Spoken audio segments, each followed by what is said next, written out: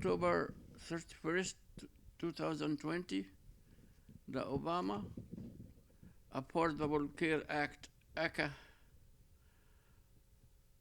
works on the premise that when people buy into the system, everyone gains access to the affordable health insurance. Young, healthy enrollees offset the cost of older people with more health problems. A larger pool of applicants drives down cost, as originally written penalties are prescribed for not complying with the law, and penalty fee for people who have failed to get health insurance by the deadline each year. Now, this mandate is gone by a Republican-dominated U.S. Supreme Court and so-called conservatives hawks. Donald Trump never stopped bragging how he struck down this mandate and how it was awful.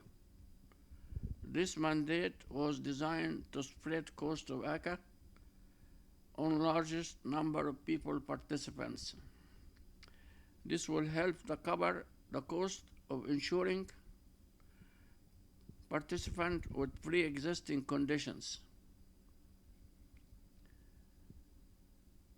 and the insurance company's obligation to cover them.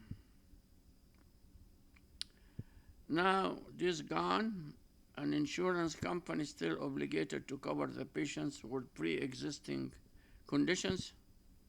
One sees the medical insurance premiums climbs sharply accordingly.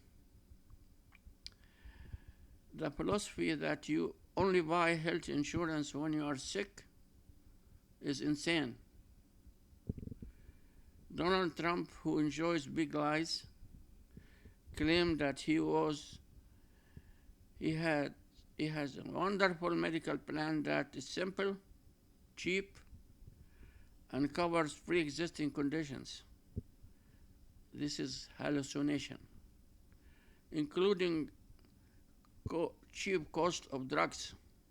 This is a big deception, only to lure people to re-elect him for another more wonderful 4 years. Make America great again, and tens of millions of Americans lacking medical insurance. Shame, shame, shame.